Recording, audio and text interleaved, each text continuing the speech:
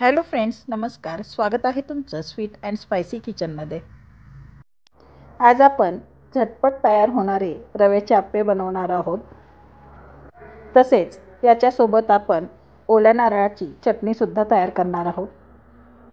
हे आप्पे वरतून क्रिस्पी व आतमध्ये एकदम सॉफ्ट असे बनून तयार होतात व चवीलासुद्धा खूप छान लागतात.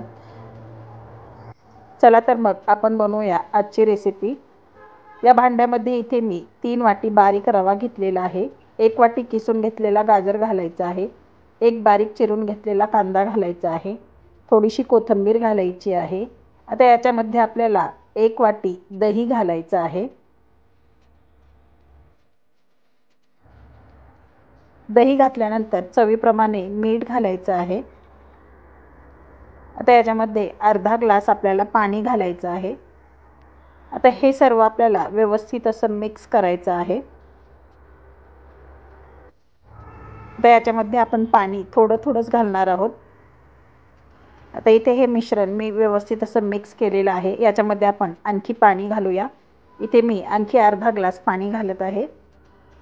आता हे परत एकदा आपल्याला व्यवस्थित असं मिक्स करायचं आहे. हे आप्यासाठी लागणारं मिश्रण आपल्याला जास्त पातळही नको व जास्त घट्टसरही नको, याप्रमाणे आपल्याला हे मिश्रण तयार करून घ्यायचं आहे.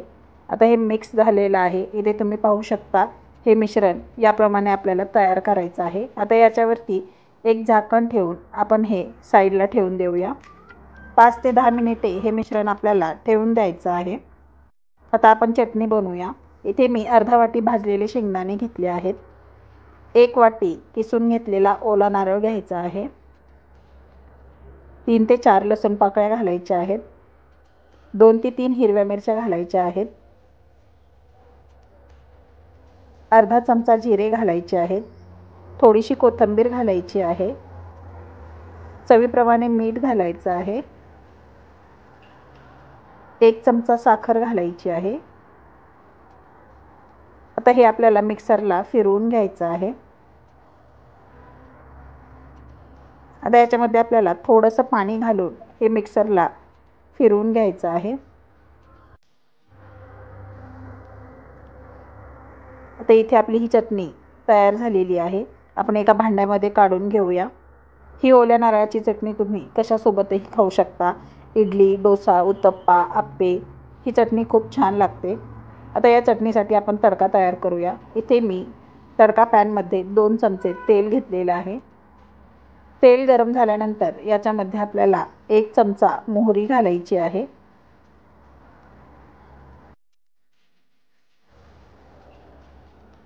तर मोहरी छान फुलल्यानंतर याच्यामध्ये आपल्याला 1 चमचा जिरे घालायचे आहेत.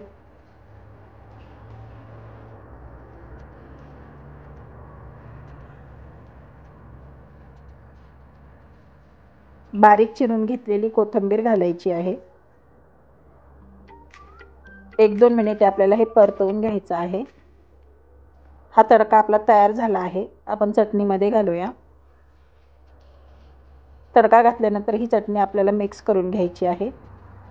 तर आपली ही ओल्या नारळाची चटणी बनवून तयार झाली आहे. आता आपण परत तोच तडका पॅन ठेवलेला आहे. त्याच्यामध्ये आपल्याला 2 चमचे तेल घालायचं आहे. तेल गरम झाल्यानंतर 1 चमचा मोहरी घालायची आहे. मोहरी छान फुलल्यानंतर याच्यामध्ये आपल्याला 1 चमचा जिरे घालायचे आहेत.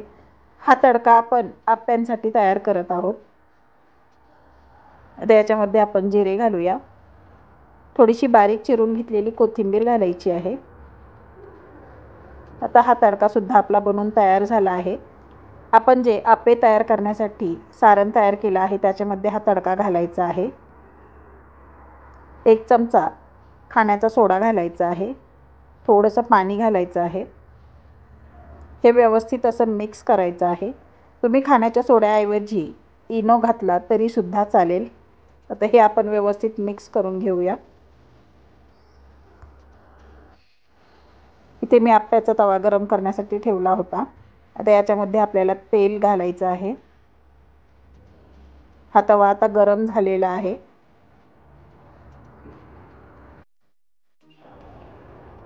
आता जे आपण मिश्रण तयार केलेलं आहे ते याच्यामध्ये घालूया.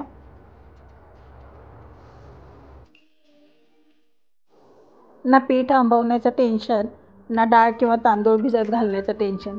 हे आप्पे अगदी झटपट बनून तयार होतात व हा नाश्ता एकदम पोटभरीचा आहे.